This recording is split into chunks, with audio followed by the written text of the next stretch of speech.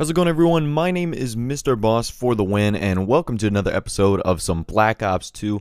So what I want to talk about today is a little bit of the COD championships that have been going on this weekend, and a little bit more of some Uprising details. So I think this should be an interesting episode. If you would, leave a like on the video. I would really appreciate it. It helps me out a lot. And, I really feel good when I get a lot of support on videos that I think are really cool. So anyways, this is kind of going to be more of a story episode, more of a, Call of Duty information episode. So it's a good combination of the two.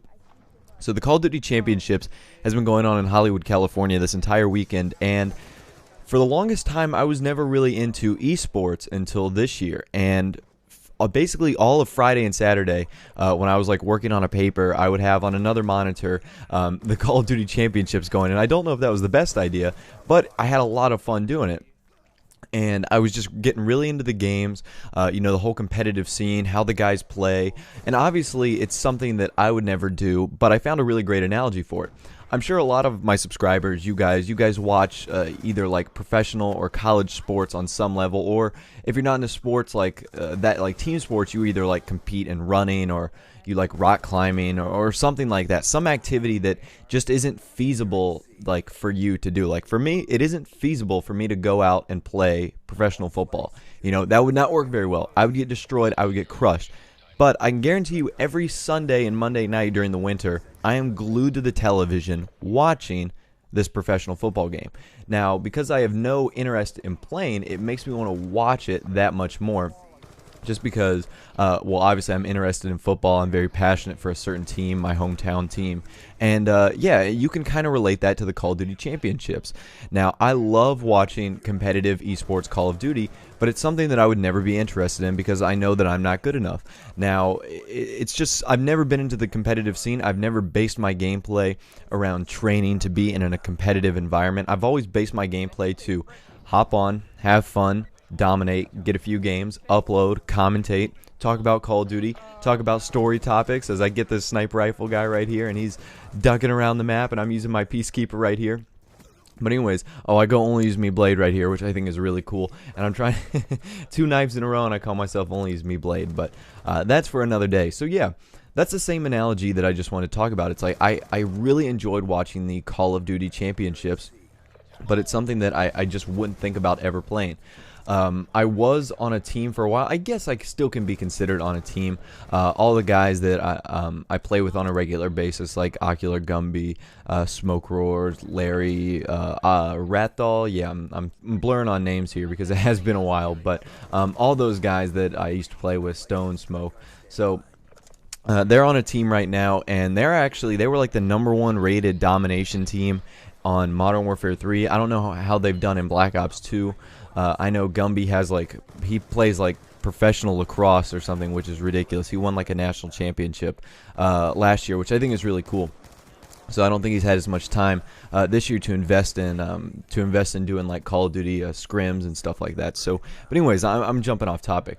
What I really wanted to focus on is just like the idea behind the professional sports. Like because I can't play like esports, like I can't be at part of this Call of Duty Championship, I have a lot of fun watching it just because it's like, wow, you really get to appreciate what the top 1% of guys who play the game that you're playing right now do, and I think that's awesome. And I honestly don't understand the beef between MLG players and YouTubers. I honestly think that they're both skilled in their own way. For example, all the MLG guys that won yesterday got interviewed after their wins.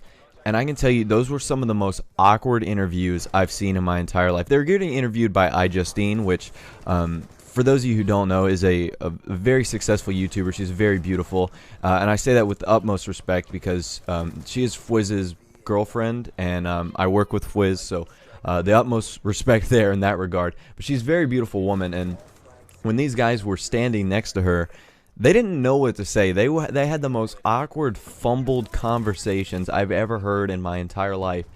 And I think that goes with the social aspect of it. Now, not to say that YouTubers are more social, but YouTubers have the ability to speak like what I'm doing right now, talk, focus for a second, collect their thoughts, combine sentences, discuss topics with other people. And while we might lack a little bit of the gameplay dexterity, we have that aspect. So while their interviews might not have been as awkward, we might not have done as well in the game, but you know, what I really want to get the point across is YouTubers excel at some things, like obviously, connecting to an audience, gaining subscribers. You see great guys like XJaws, Woody, White Boy. They're all great at retaining an audience. And while they might not be, all stars at the game, like top 1%, these MLG guys are amazing, but you see they lack the ability to kind of market themselves, and that's why they have other people like managers, marketing people that do that for them. So obviously it all balances out, but I wish there was no divide between the MLG guys, no hatred, and between the YouTubers, because honestly, I respect the MLG guys just like I would want them to respect me. Like, hey, this guy's got 40,000 subs, or take a bigger YouTuber, i.e. Woody, Wings, those guys. So yeah, it's just one of those things. I wish the line wouldn't be so non-blurred between the YouTubers and the MLG guys. But the other thing I want to talk about today is obviously Sunday is the championship today. And if you watch on your Xbox dashboard, which is what I'm going to be doing, and when this is going up, it should be happening like fairly soon, to be honest with you. You're going to be able to get a sneak peek at Mob of the Dead. They're going to be doing like a little trailer break, and they're going to be showing you some behind the scenes and extra footage that no one else has seen from Mob of the Dead. So if you don't even like esports or competitive Call of Duty, but you're there to check out, but you are interested in zombies, I really recommend that you watch today, because all the guys are going to be in a soundproof booth, and it's going to be a really good experience. But like I said, if you don't like that, you can check out the zombies. They're going to be background information, maybe on the characters. A nice quad feed right there. Background information on the characters, how they made the game. Maybe you can find out a little bit about the map, or the wonder weapon that's going to be on there. So for you zombies guys, this is very interesting. Please take advantage of this today. Obviously, this is a very much promotional thing from Treyarch to get as many people to watch as possible on the championship Sunday. But I mean, who wouldn't?